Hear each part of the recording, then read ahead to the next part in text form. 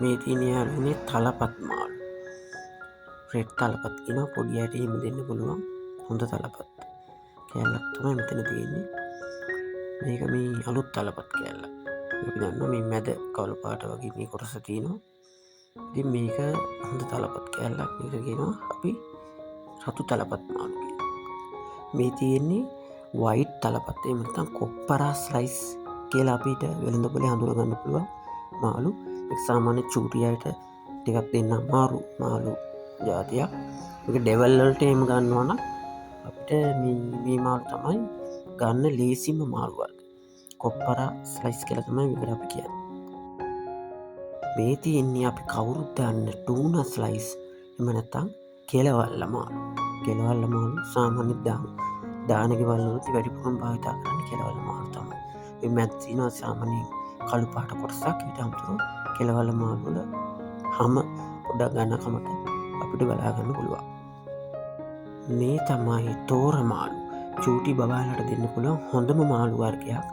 සාමාන්‍ය වෙළඳපොලේ ගත්තන් පස්සේ මේ මිල අධික මාළු වර්ගයක් තමයි මේක.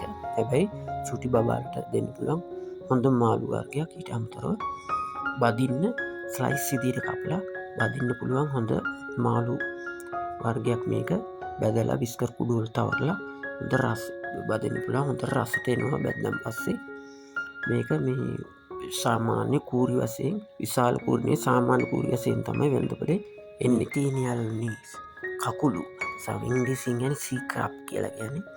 සාමාන්‍ය මේක හොදි වශයෙන් හදන්න පුළුවන්. මෙතන මේ සත්තු වර්ග දෙකක් ඉන්නේ. පිරිමි සතා සහ ගෑනු සතා. මේ ඉන්නේ පිරිමි සතා.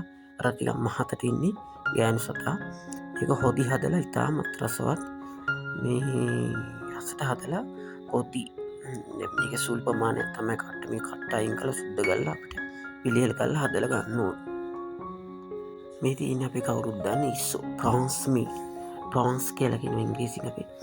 ඉතින් අපිට මේක ඩෙවලොප් කරන්න පුළුවන්, හොදි හදන්න පුළුවන්. විවිධ කට්ටිය විවිධ ආකාරවල පොතන පොඩ්ඩක් උස්න මේ ජාතියක් තමයි ඉස්සෝ කියන්නේ. මේ තියෙන්නේ මේක කළු පාට හුරු එක කළොපු ඉස්සෝ. ඊට අමතරව ඉතින් අපිට මුහුදු ඉස්සෝ සුදු පාටට වෙළඳපොලේ බලා ගන්න පුළුවන්.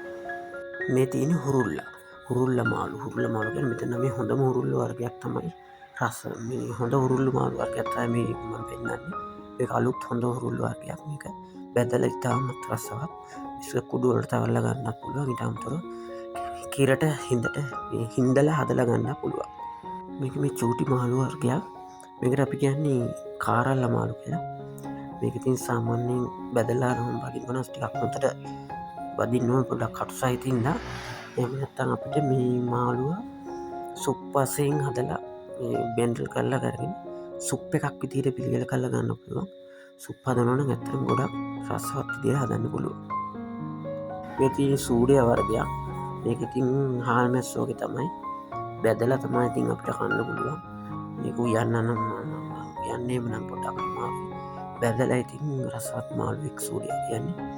ඒක චූටි මාළු වර්ගයක්.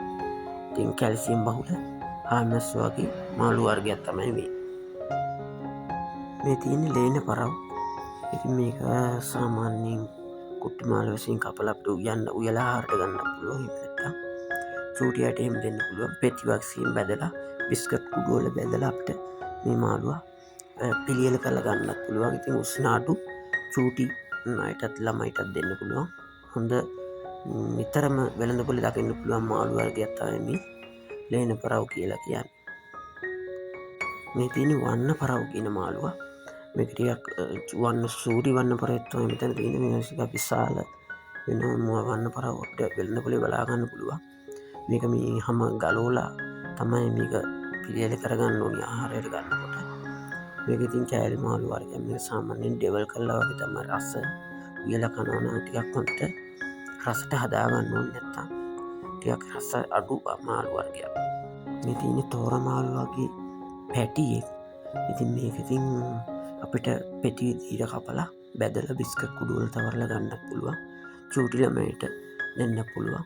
එහෙම නැත්තම් සාමාන්‍යයෙන් උස්න අඩු මේ මාළු වර්ගයක් විදිහට තමයි තෝර මාළු අපිට බලා ගන්න පුළුවන්. ඉතාමත් රසවත්. කිරට හදනවා නම් කිරට ගන්න පුළුවන්. බැදලා ආහාරයට ගන්නත් පුළුවන්. මේ වෙළඳ පොලේ ඉතින් මේක මේ විවිධ විදියට සාමාන්‍ය විශාල විදියට තියෙනවා. ඊට අමතරව මේ වගේ සාමාන්‍ය කූරු විදියටත් තියෙනවා. මේ තියෙන සුරා පරව් කියන මාළුවා. මේක පරවුන්ගේ චූටි මාළුවා. මේක අපිට බැදලා ආහාරයට ගන්න පුළුවන්. එහෙම නැත්නම් කිරට හොදි හදලා අපිට ආහාරයට එකතු කරගන්න පුළුවන්. තාමත් රසවත් මේ හොඳ ගුණ මාළුවේ කිරට හදනවා නම් මේ පොල් කිරි දාලා රසට හදුවා. ඇත්තටම ගොඩක් රසයි. අපිට හොඳින් ආහාරයට ගන්න පුළුවන් මාළු වර්ගයක්.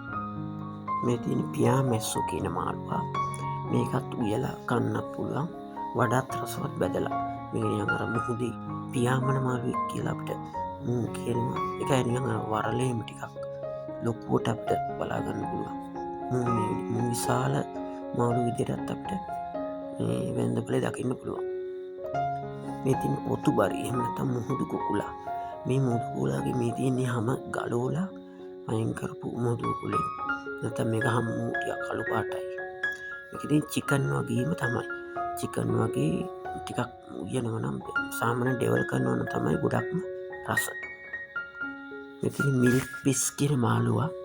මේක ඉතින් කොරළ බහුල මාළුයි. ටිකක් කටුත් වැඩි. ඉතින් මේ බැදලා තමයි මේ ආහාරයට ගන්න අපිට වෙන්නේ. නැත්නම් ටිකක් කටු වැඩි හින්දා ටිකක් බැදලා ගන්න එක තමයි වඩාත්ම හොඳ. මේ තියෙන අපි කවුරුත් දන්න බෝල්ලු මාළු. එහෙම නැත්නම් ලින්න කියලාත් කියනවා. මේක ඉතින් අපිට උයලා ගන්නත් පුළුවන්. අපි හැමෝටම කන්න පුළුවන්. හැමෝම දන්න හැමෝම කන මාළුයි.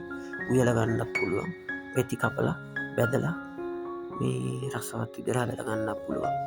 අපි කවුරුත් දන්න වෙළඳ පොලේ නිතරම දකින මාළුවෙක් තමයි මෙයා.